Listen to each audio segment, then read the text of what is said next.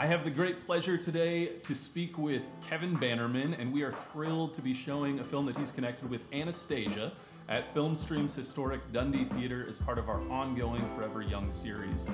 Before delving into the intricacies of ANASTASIA's production and its success, I'd love to learn more about your remarkable career in the industry.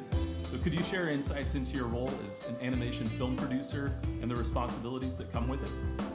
Sure, great. First, thank you very much for having me as a guest. Absolutely. I'm really thrilled to be here in support of ANASTASIA.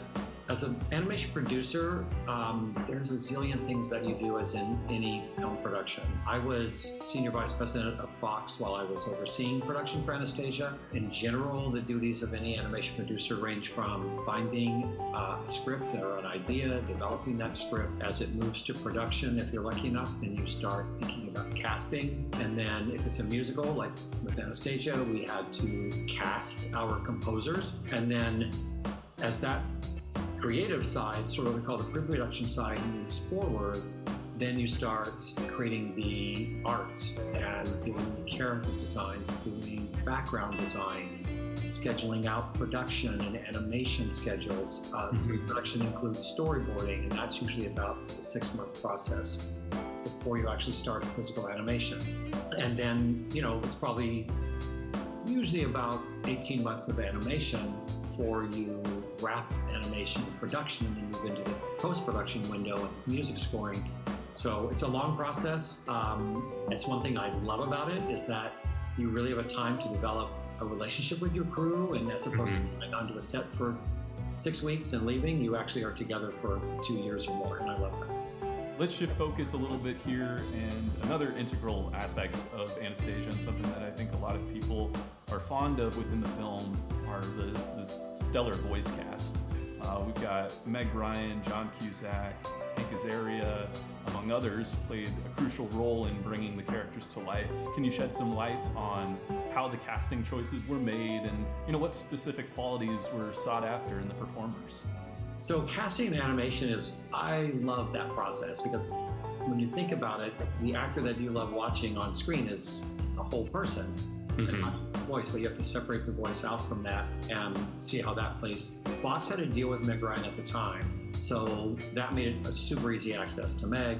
Generally what you do is you create a visual pitch. You would have artwork laid out, we'd have the drawings of ANASTASIA, because it's best to have an idea of what the character is going to look like, because the actors will respond to that. We might have had a song or two, a song demo to play for Meg.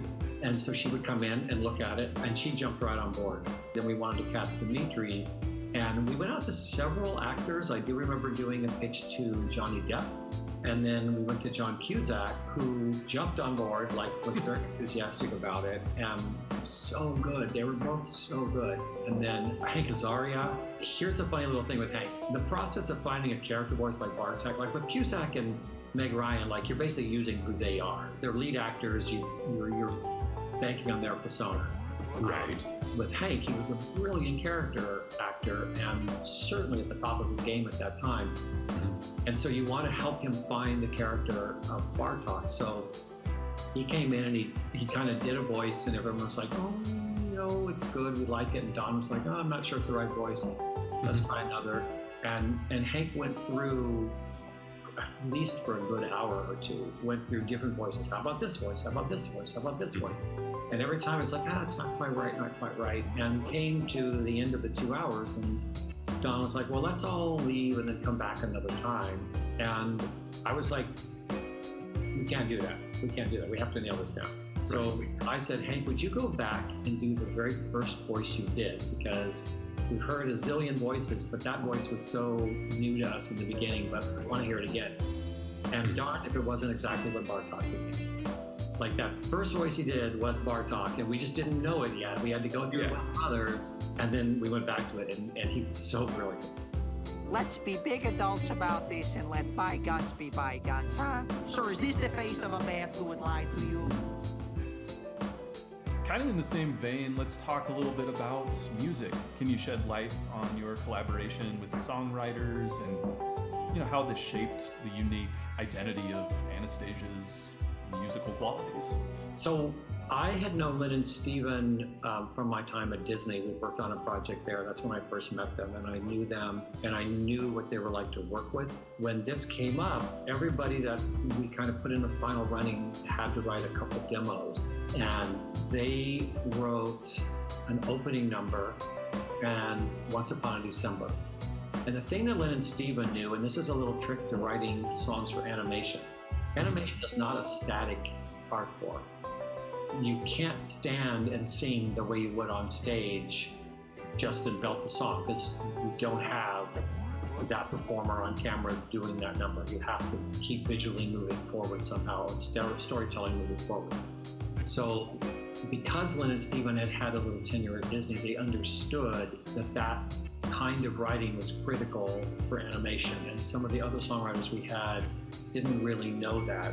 We're going to switch gears a little bit, but it's still, it ties in with everything that we've been talking about. So, Anastasia, it's loosely based on historical events. How did you sort of collaborate and navigate the balance of creativity and the historical accuracy of the storytelling? Well, there's almost nothing historically accurate. You said it, not me. So. I think we took a kind of mythological approach. So there had been a woman named, I think Anna Anderson was her name, who for decades pretended to be Anastasia. Okay, yeah. Was supported by people. People swore she was Anastasia. She was really well known in that universe. What they did while we were in production, they found the graves of the Tsar and the family, and they actually did a DNA test and compared that DNA, not from the actual Anastasia, but from the Tsar's family, to the Romanovs, to Anna Anderson, and there was no match at all. And we were like, oh no, is anyone gonna care? Like, we don't even have that to kind of lean on as a crutch anymore. But ultimately, the way we presented it, it was a musical fantasy sort of based on a myth, and in that regard, we pull it off. Let's talk about the legacy of Anastasia. What do you hope is the legacy, in the broader context of animated films, and how has your experience with it shaped your approach to subsequent projects in the industry?